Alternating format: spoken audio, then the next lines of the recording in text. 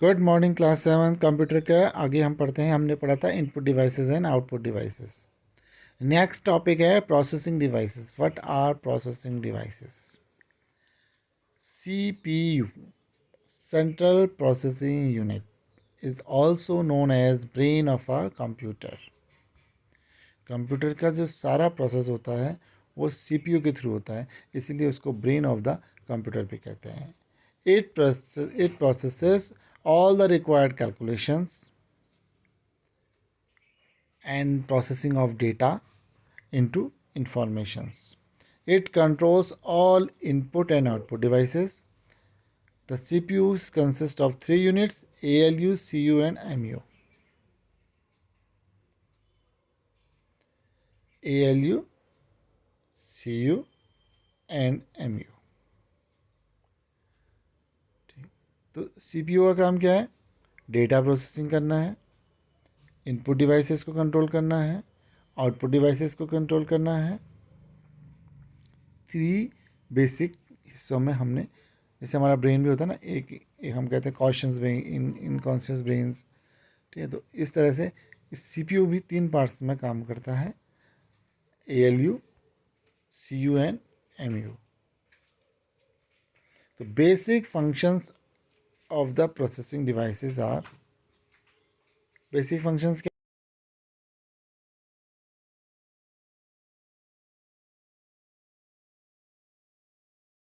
Activities of the computer, directing sequences and operations of flow of data, interpretation instructions and giving commands, communicate with input and output device for data transfer। एक एक करके समझते हैं। Performing arithmetical and logical operations, जितने भी हम calculations करते हैं या कोई भी हम लॉजिकल ऑपरेशन करते हैं, वो सब वो सब को करने का कार्य कंप्यूटर का CPU का होता है।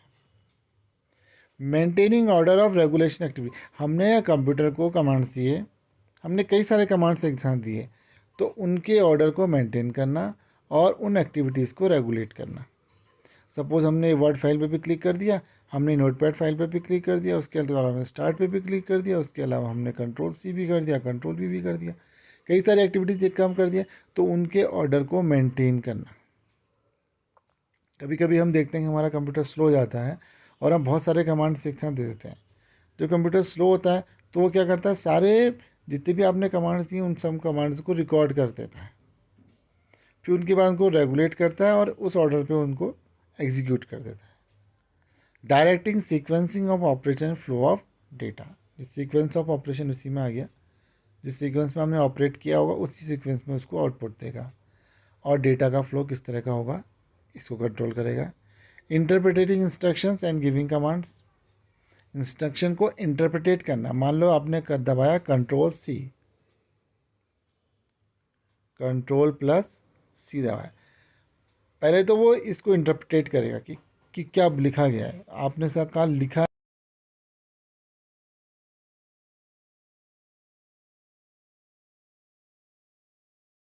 करेगा कि C मतलब कॉपी कमांड है, कंट्रोल के साथ दबाया है तो ये कॉपी कर रहे हैं किसी चीज़ को, तो जिसको भी सेलेक्ट किया होगा उसको कॉपी कर लेगा। अगर खाली C हमने प्रेस किया होगा तो अगर कोई वर्ड फाइल या नोटपैड फाइल खुली होगी तो उसमें C टाइप कर देगा। तो इस तरह से इंटरप्रेटिंग का काम इंस्ट्रक्शंस को इंटरप्रेट करेगा कि क्या वो C लिखना चाह रहा है या वो कंट्रोल-C करके किसी सेलेक्टेड पार्ट को कॉपी करना चाह रहा है। इसके अलावा इनपुट एंड आउटपुट डिवाइस के बीच में कम्युनिकेट करना और डेटा को ट्रांसफ़र करने का काम भी हमारा CPU करता है। अब आते हैं हम स्टोरेज डिवाइस पे। स्टोरेज डिवाइस पे आने से पहले CPU का स्ट्रक्चर है प्राइमरी मेमोरी, सेकेंडरी मेमोरी, इसको ज़्यादा डिटेल में नहीं जाएंगे, सिर्फ इसका स्ट्रक्चर को एक बार देख लेंगे। अब आते हैं हम स्टोरेज डिवाइस पे। स्टोरेज से आप समझ ही गए होंगे, स्टोर करने की डिवाइस, लेकिन यहाँ पर क्या स्टोर करना है हमको? डेटा स्टोर करना है एंड इंफॉर्मेशन स्टोर करनी है। जो एग्जीक्यूशन के लिए कमांड्स हैं वो स्टोर करनी है, मेमोरी बनानी है। तो इसको हम कंप्यूटर मेमोरी भी कहते हैं या कंप्यूटर स्टोरेज भी कहते हैं। अब यहाँ पर थोड़ा समझने वाली चीज़ें हैं। कंप्यूटर स्टोरेज को हम दो पार्ट में डिवाइड करते हैं। One is RAM, another is ROM. RAM and ROM. And दूसरा होता है सेकेंडरी स्टोरेज, जिसमें हार्ड डिस्क,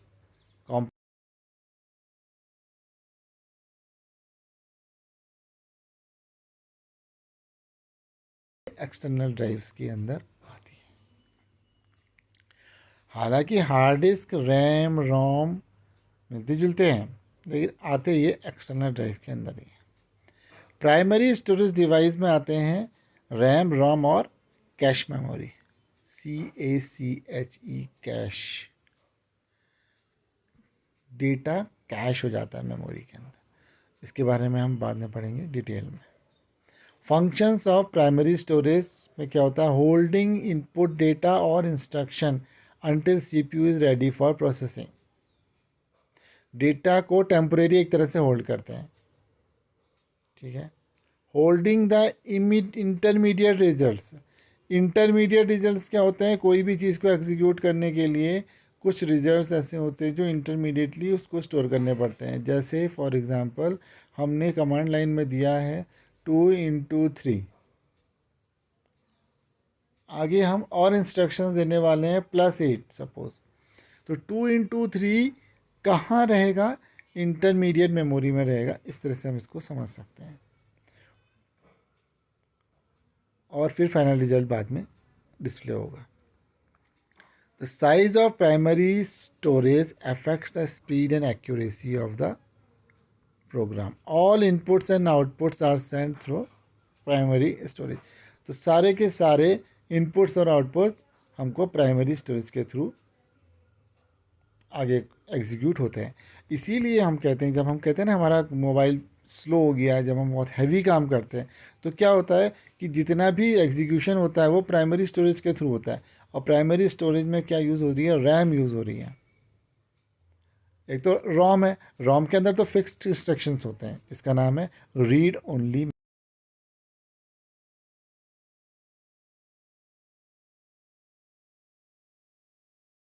सिस्टम के अंदर जो मोबाइल के एग्जांपल लेते हैं, ज़्यादा यूज़ हो रहा है, तो मोबाइल के अंदर जो रोम है वो फिक्स है।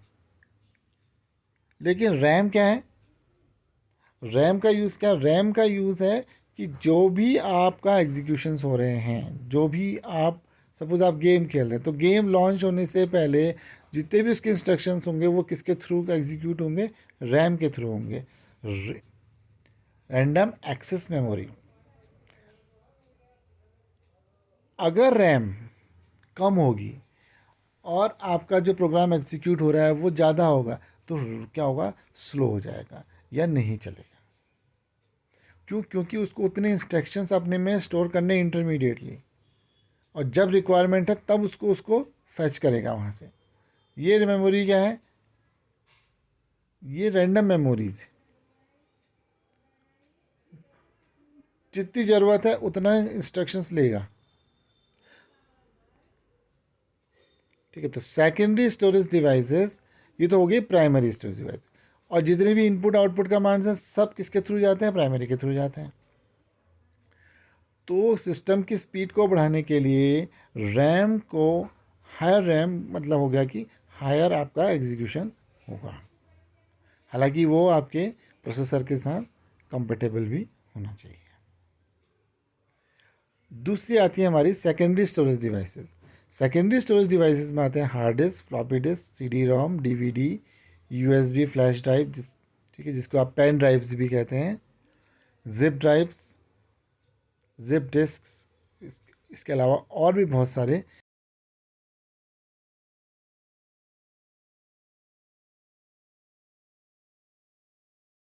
एक्चुअली में अब यूज़ बहुत कम होती हैं। जिप का मतलब होता है कि छोटा करना, कॉम्पैक्ट करके डेटा को रखना, जिप, ठीक है। हम कहते हैं ना जिप करके भेज दो, जिप इट। हार्ड डिस्क सबने देखी है। CD-ROM तो बहुत ज़्यादा कॉमन है। CD ROM और पेन ड्राइव करीब करीब सभी ने देखी होंगी।